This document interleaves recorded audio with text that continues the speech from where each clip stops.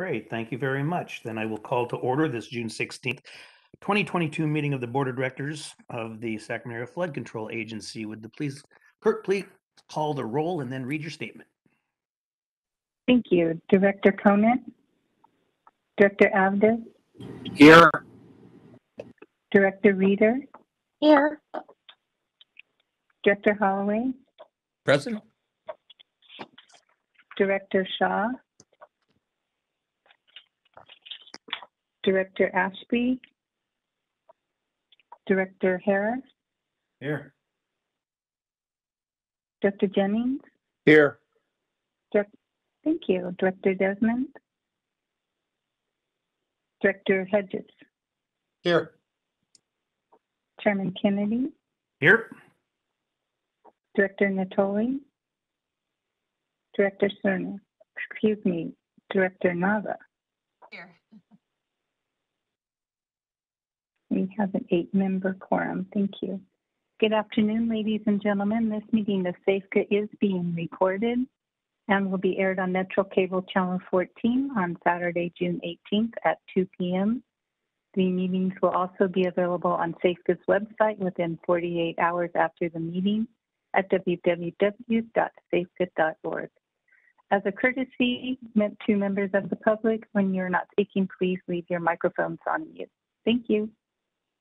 Thank you. Would you please join me in the Pledge of Allegiance? I pledge allegiance to the flag of the United States of America and to the republic for which it stands, one nation, under God, indivisible, with liberty and justice for all. Thank you all. And Madam Clerk, do we have public comment? I have not received any public comments, Chairman Kennedy. Thank you. Is there anybody on the line that a member of the public who has comment to make? Then let's move to consent. And our first consent items 1 through 15 are in order. This is Brian Holloway. I'll move the consent calendar. Harris will second. Okay, is there any member of the board who would like to pull anything from consent or have questions with an item that's on consent? Madam Clerk, do we have any public comment on consent? I have not received any. Is there anyone on the line that has any comment on consent matters? Please call the roll. Thank you. Director Conant? Director Avdes? Aye. Director Reeder? Aye. Director Holloway? Director Holloway? Aye. Thank you. Director Shaw? Director Ashby? Chairman Harris? Vice Chairman Harris? Aye. Director Jennings? Yes. Director Desmond? Director Hedges? Aye. Chairman Kennedy? Aye. Director Natoli? And Director Nava? Aye. Thank you. Motion passes with 8-member approval. Next item, please. The next item is a public hearing, separate matters, item number 16, resolution number 2022-074, adopting the recommended fiscal year 2022-23 budget. Mr. Campbell? Thank you, Chairman Kennedy. Jason Campbell, Deputy Executive Director. I would like to kind of recap a little bit of what we have done to get to this recommended budget. Again, on May 3rd, the Finance Subcommittee reviewed staff's presentation of a proposed budget and provided feedback that was positive and no real changes in the budget at that time.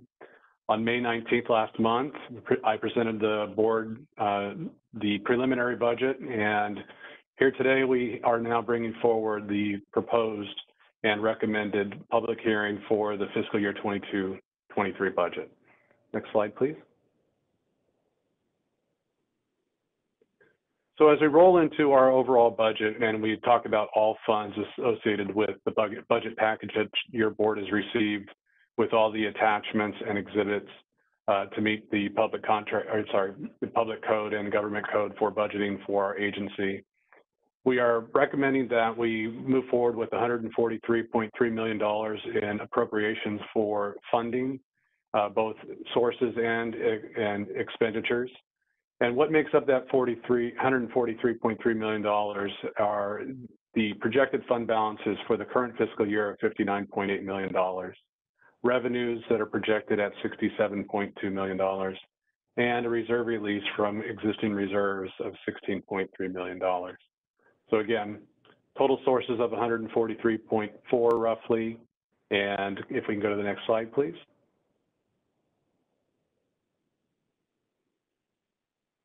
And the offsetting appropriations for expenses in all funds of $143.4 million is made up of a number of activities and construction efforts that we have expenses going forward. So for fiscal year 22-23, our projected cost for projects and acquisitions is $129.1 million, which is a pretty significant amount for SAFCA in any year.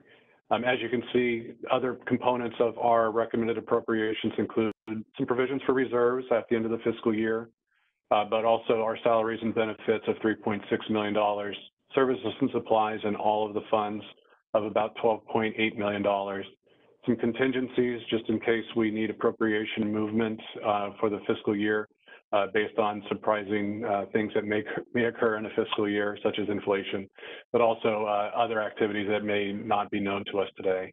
And then, of course, we do have some transfers between funds that will help us with cash flow, but also make things work for each of the individual funds and the budget that's proposed. Next slide, please. So again, just a quick reminder, SAFCA is primarily funded and sourced through 4 operating funds. The Operations and Maintenance Assessment District 325A is considered our general fund. We have a development impact fee fund that provides support for our capital programs to get to 500-year level of flood protection. We also have 2 assessment districts that are benefit assessment districts, the Natomas Basin Local Assessment District, as well as the Consolidated Capital Assessment District number 2. Next slide, please. So going through the funds very quickly and the overall components of the appropriations request and the recommended budget. The $9.1 million in the O&M fund is, again, made up of components such as salaries and benefits of $3.6 million, services and supplies of $6.6 million, which include a number of cost components, including our general liability insurance, the lease for our space, as well as consultants and other components of our activities to deliver our programs. And then, of course, we have some inter-fund cost recovery that occurs for staff time associated with project expenses from the other funds. And then this $9.1 million in expenses is offset by financing or revenues coming from different sources, such as prior year fund balance of $1.2 million, a reserve release from existing reserves of $1.4 million, and primarily also from our special assessments coming into this fund of $6.4 million. Next slide, please. Moving into the Development Impact Fee Fund. This fund is also supporting infrastructure components and project components across the board for improving flood improvements for the Sacramento area. Of course, our infrastructure is the primary use of funding in the DIF.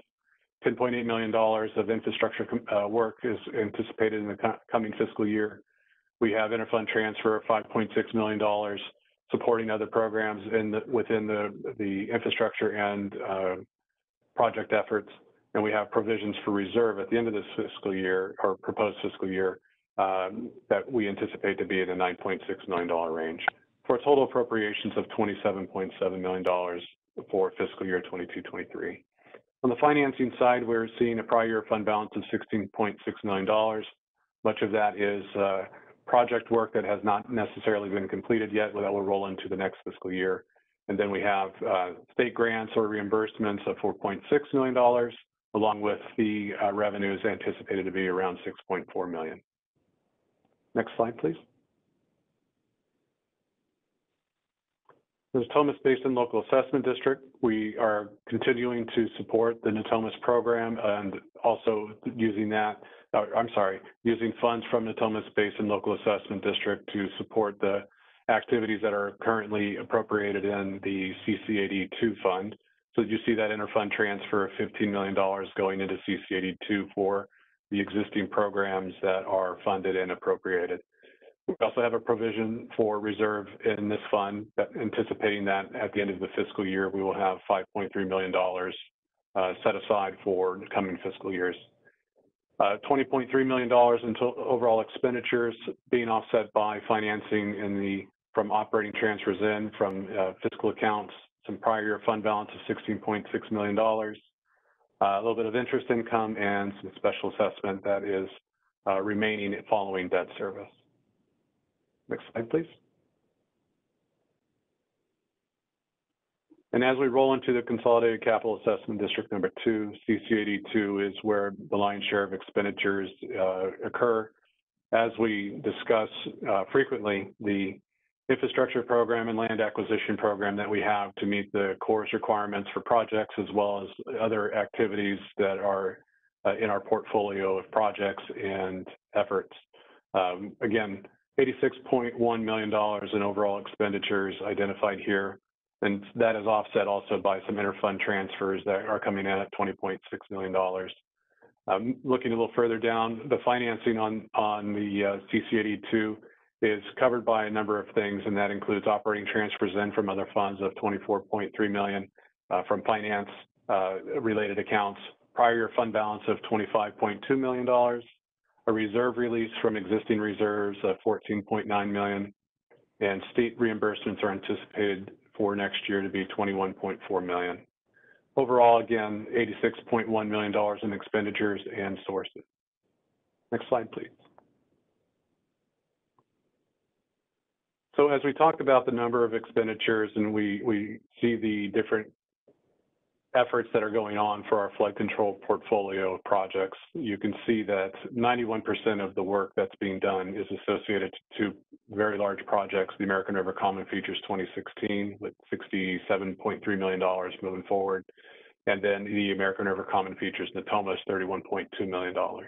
We do still have a number of activities taking place up at the Folsom Lake and Folsom Dam with temperature control shutters, the joint federal project, and the Folsom Raise itself, continuing to move forward and towards completion.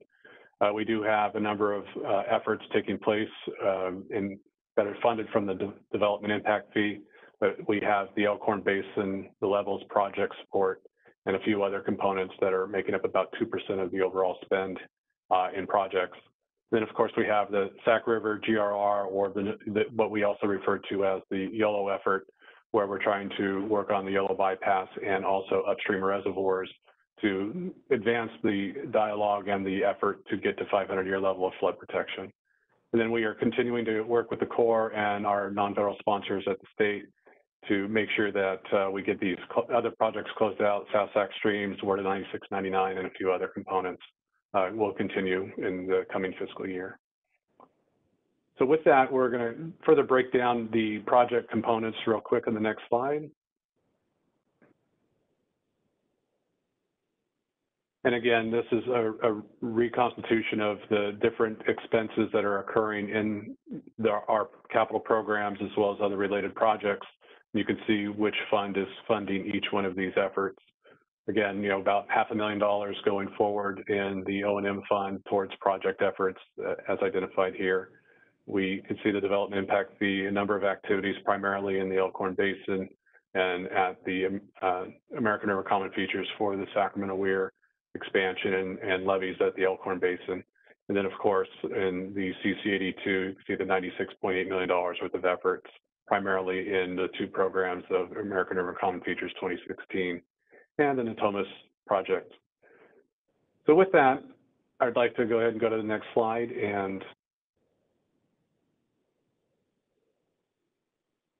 staff would like to recommend that the board adopt resolution number 2022-04 074 for the fiscal year 22-23 recommended budget as detailed in the exhibits A through D of the resolution, and authorizing SAFCA to proceed with its flood protection mission.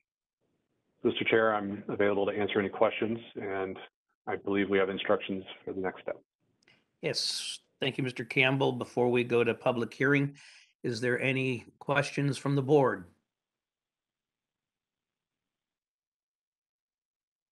All right, with that, I will open up the public hearing. At this time, is there any member of the public that would like to address the item before us, which is the budget 22-23? Okay, hearing none, I will close the public hearing. And is there a motion? I'll move to open and close the public hearing and pass the budget. Second. And was the second Jennings? Desmond? Desmond, okay. So moved by Harris, second by Desmond. Please, roll call. Thank you, Director Cronin. Director Abdus, Aye. Director Reeder, Aye. Director Holloway, Director Holloway, nod. Aye. Thank you. Director Shaw, Director Ashby, Vice Chairman Harris, Aye. Director Jennings. Thank you. Thumbs up. Director Desmond, Aye. Director Hedges, Aye. Chairman Kennedy, Aye. Director Natoli. Aye. Thank you. And Director Nava. Aye. Motion passes with 10-member approval. Thank you, and well done, Mr. Campbell and staff. You take a very complicated budget and put it into a framework that even I can understand. I appreciate that. Next item, please. Item number 17 is the Executive Director's Report. Right. Good afternoon. Thank you, Chair Kennedy. Rick Johnson, Executive Director. Wanted to hit a few things. First, starting out with the federal fiscal year 2023 appropriations. The federal fiscal year, just as a reminder, starts October 1st of 2022. The House Energy and Water Subcommittee has scheduled to start working on their, they call it a markup, where any addendums and amendments start June 21st with the flood control on the 28th. And the House leadership has called for a floor vote on all appropriation bills in July. So that's encouraging. The Senate still hasn't announced a schedule yet.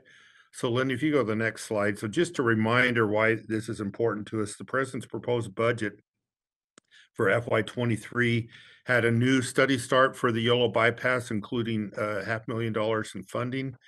And then also had almost $173 million in funding for continued construction in Natoma. So we're anxious to see the federal 23 appropriation bills get passed. Lindy, if you go to the next slide. So just changing gears a little bit, just a reminder that the Folsom Dam raise authorization also included an ecosystem component, which was modifying the existing temperature shutters to modernize them out at Folsom to help the fish species downstream with the cold water temperature management. So Lindy, if you go to the next slide. So both the House and Senate again this year are doing basically they're a scaled down version of the old earmarks. In the Senate, they call them congressionally directed spending. On the House, they call it community project funding. So SAFCA requested that for the FY23 funding that our members consider including in their request $45 million for the construction of the temperature shutters. That's the federal share. The designs are underway and are expected to be done in FY23 to start the process to advertised for construction. So that's why we're seeking them in this year. So Lenny, if you go to the next slide. So the members have part of the process now, they're trying to make it a little more transparent, is once they submit their requests, they have to post them publicly. So to date, two of our congressional members have posted their requests that included funding for the temperature shutters. So like to thank Senator Padilla, who did include in his congressionally directed spending request $45 million for the temperature shutter, and thank Congresswoman Matsui, who in her community project funding request did also include $45 million. So I'd like to thank both of them very much. Lindy, if you could go to the next slide. So then on the authorization side, things are moving forward with the Water Resources Development Act for 22. We have a request in that the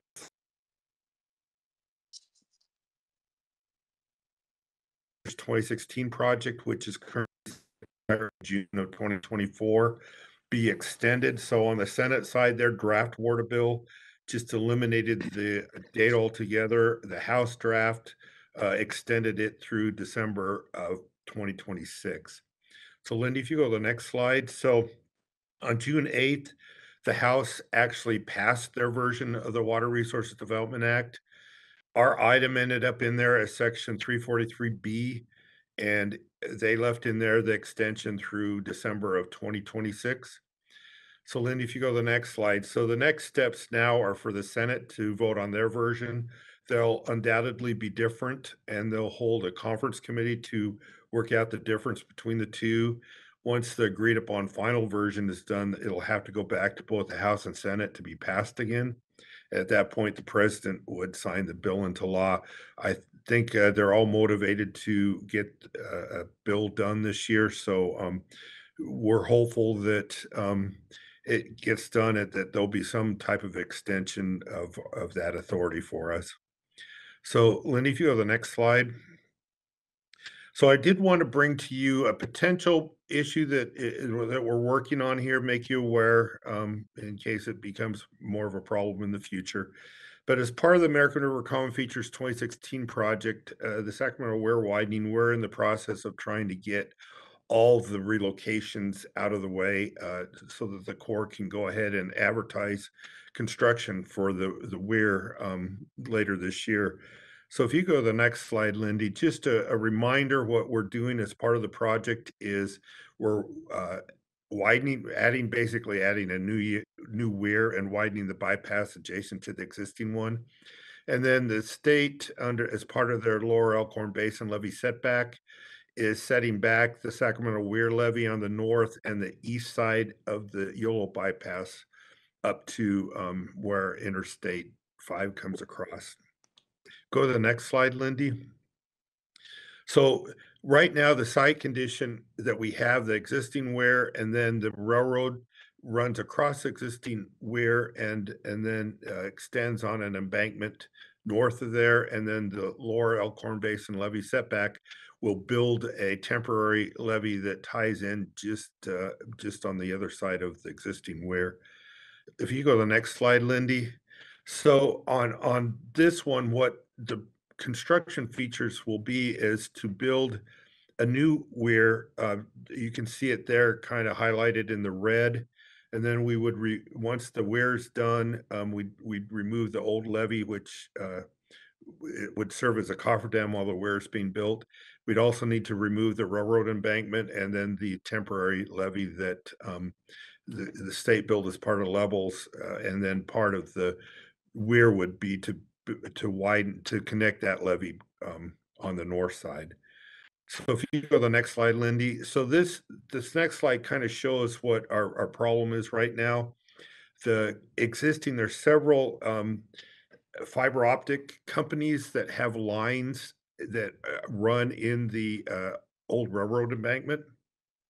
So the green arrow shows the current alignment of those fiber optic lines in the railroad embankment.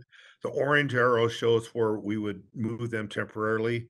And then the blue arrow shows where the new weir alignment is. And you can see that that the existing alignment is just in the way in several places in construction. So if you go to the next slide, Lindy. So what we're just basically what happened is even though SAFCA purchased the road, there's still an easement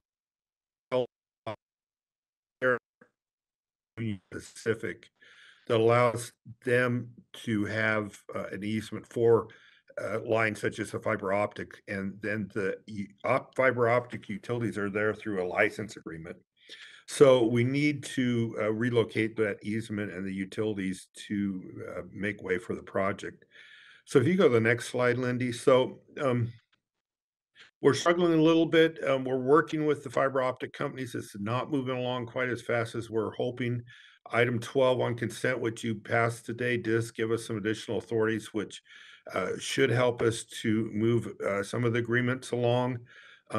We're shooting to have reach agreement with them by the end of June, so that we can meet our real estate certification deadline of September 1st.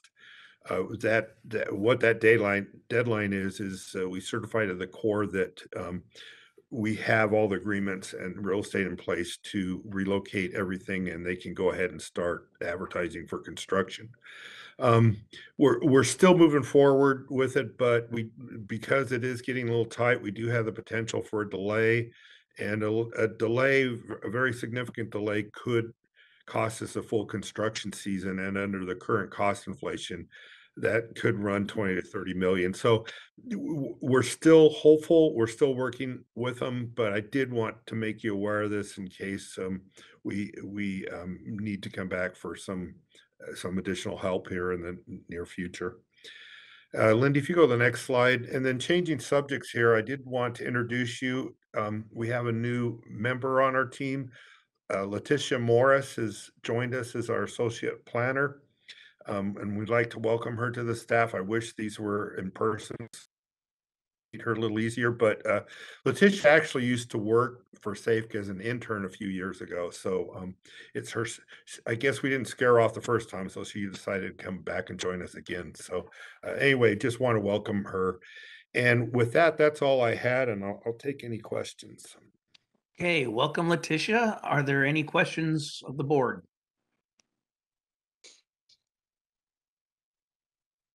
Right. Well then, with that, our next meeting is, I'm sorry, is there any member of the board, and oh, look at that. Any member of the board that has Happy birthday, Brian. any member have any comments on the executive director's report? Okay. Is there any member of the board that has any comments on Director Holloway's birthday? Yes. Happy birthday, Brian. I'd be happy to take you out for a beer, Brian. Now we're talking. Thank you. Happy birthday, Brian. All Thank right, you. next meeting is July 21st. And with that, if there's no other questions, Whoa, wait, I do have a comment. okay. So I recently went to the Shasta Dam on a tour with Aqua, and one of my board members on the Sites Reservoir made a presentation about sites. The reason that it actually has relevance to SAFCA is because if Sites Reservoir gets built, the management of the Folsom Reservoir can work much more collaboratively for temperature control on our rivers and give us some flood benefits. So it's a really fascinating tour. If you haven't been to Shasta Dam, I highly recommend it. They give public tours regularly. It's really big. It's 610 feet tall. You go down 43 stories in an elevator and tour the dam from within and without. Anyway, I just wanted to share that with the board, and also a quick plug for Pops in the Park. If you really want to have a wonderful evening on Saturday, this Saturday, June 18th, come to McKinley Park at 6 o'clock for a free concert, and it's going to be a great show. Thank you, Director Harris or Vice Chair Harris. Any other comments before we adjourn? Hearing none, thank you, everybody. We are adjourned.